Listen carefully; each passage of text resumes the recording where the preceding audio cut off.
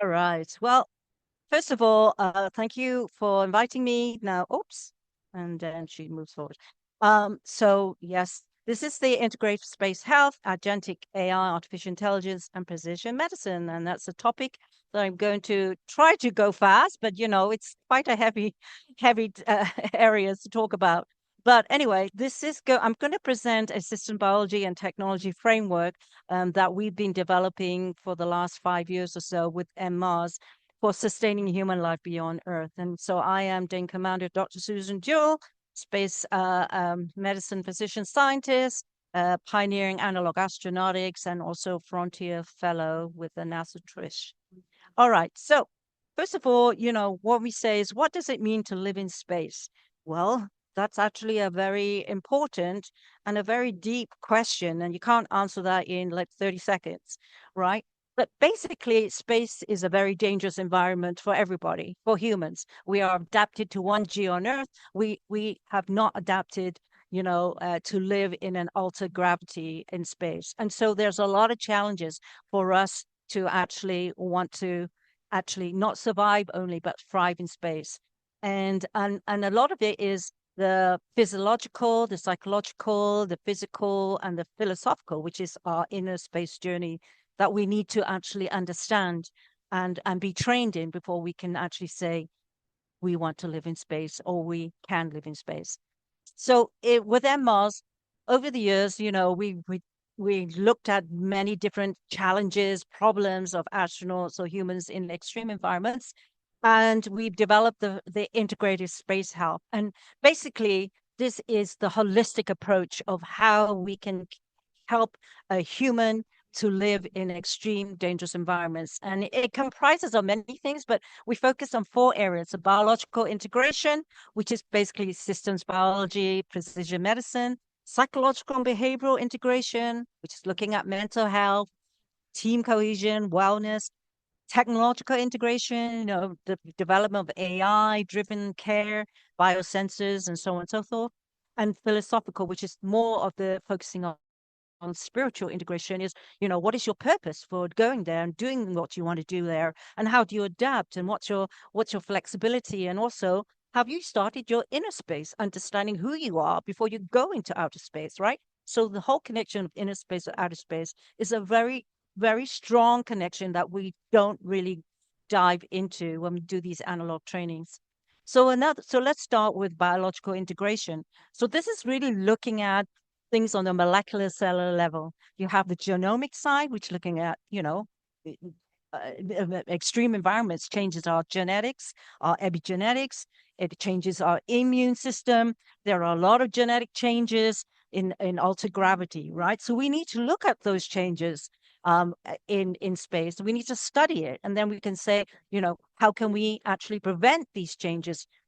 Obviously, changes in genetics can increase the chance of getting mutations and cancers and diseases and so on.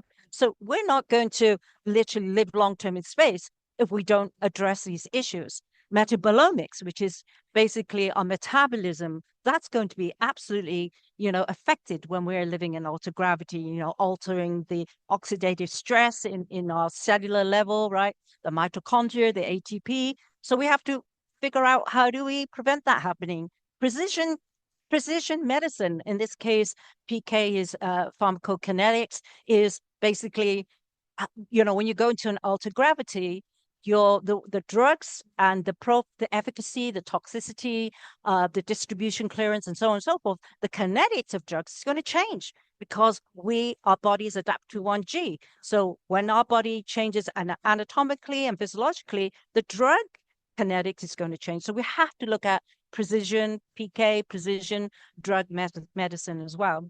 So some examples here of system biology and precision medicine is, these are words that may be new to some people, but it's not new in the medicine field, especially in biotech and pharmacogenomics. Is metabolomics, looking at oxidative stress pathway in our cells; genomics and alter gene expression; and already said precision pharmacokinetics, which I'm excited to say that we have been awarded with the humans in space with our new pioneering innovation of VastX, which stands for the first digital AI-driven digital twin to look at personalized drug precision dosing in ultragravity. And VastX is the virtual astronaut simulation for therapeutics and exploration. But it not only is for space, we use space as a disease model lab, and then any kind of new discoveries or invention or new drugs or whatever, we can then apply it and benefit life on Earth.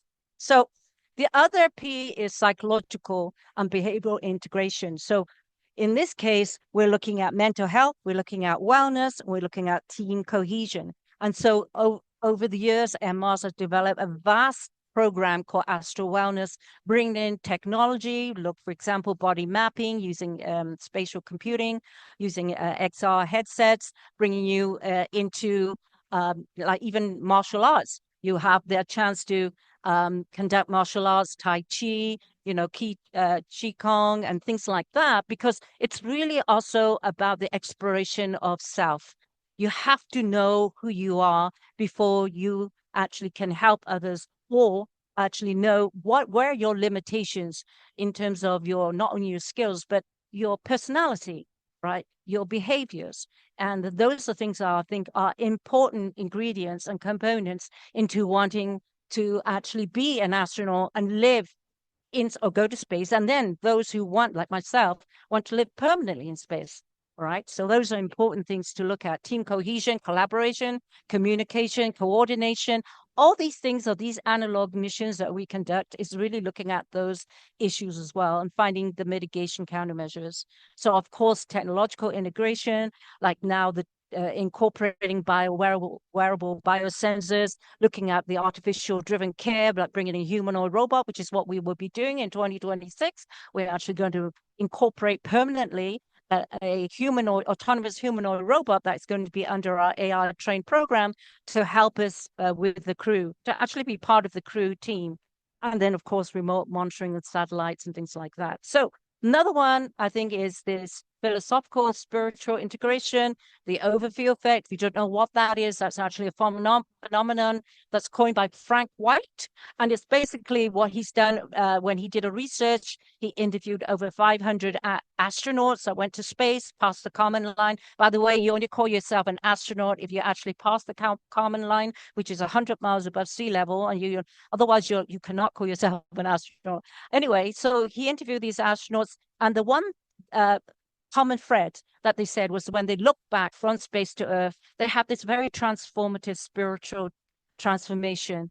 And it didn't just last in space. So when it came back to Earth, they changed their perspective, how they want to conduct their lives and how they want to impart their learnings and their spiritual, philosophical, experiences to a wider community on Earth. So purpose, inner space, journey, adaptability, flexibility are important components to actually go and understand before you go to space. These are the 4 Ps: physical, physiological, psychological, philosophical. This is a component framework for our integrated space health and that you go through when you come through the MMARS training, which is critically important.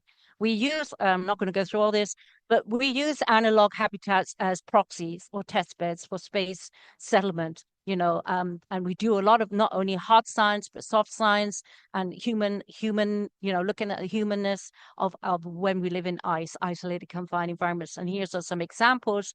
And by the way, there is the UND there on the bottom left that I was there literally last week, came out for 21 days. And that's on the campus of UND.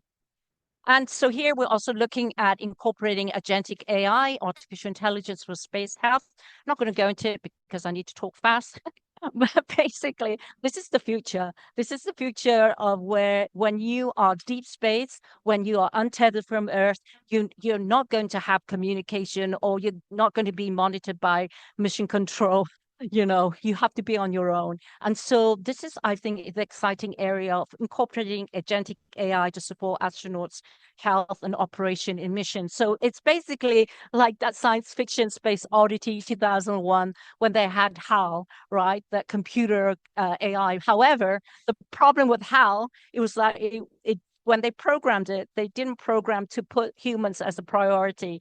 They put HAL program to actually complete the mission. So even if it killed the astronauts, which by the way, it did in this mission, in this film, that's not what we want. So basically what MRS is doing is actually developing the new next generation HAL, which we call Hallie, and she will actually be part of the crew missions. And this is the Project Kirk and Space Guardian. And what's so unique about Project Kirk is it stands for kindness, integrity, resilience, and kinship. And what we're trying to do is train the AI to have not only these good properties of our humanness, but also how do we also incorporate AI in a way that is part of not within, we're not going to have the AI or the robot to just be there support. It's going to be an integral part of the crew.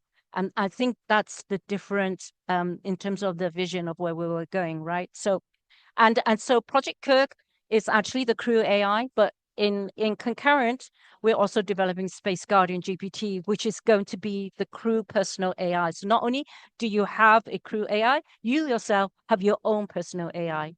Anyway, digital twin and precision medicine is an important aspect. I already talked about FastX and why, because when you have digital twin, you're basically codifying everything in that system to be like a simulator, right? So like a flight simulator, you train a flight simulator, you can change all the parameters to have the setting or scenario you want, and then you can go through that scenario and try to overcome any of the challenges that scenario sets. So it's the same thing with digital twin. It's very immersive. It's a great way to learn. It's very interactive, and it's something that is the future of now.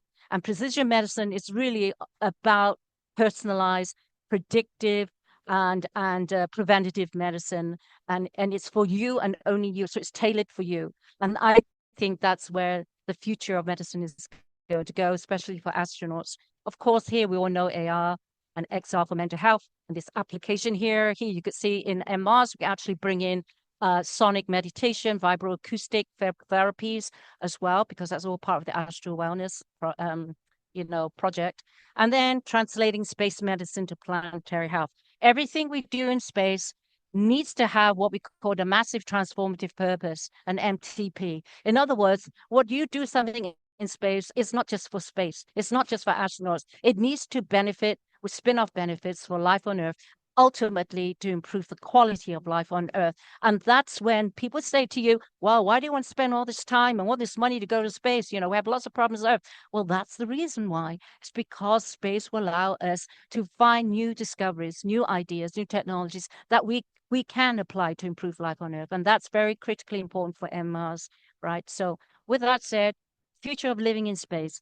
So I want to read this and I'll end. Through the fusion of biological insight, intelligent systems, and human-centered design, we are creating sustainable frameworks for interplanetary life, where astronauts evolve from explorers to pioneers of a multi-planetary civilization. So the journey to the stars begin within your inner space journey, where science, technology unite to shape the future of human evolution. So thank you so much for listening.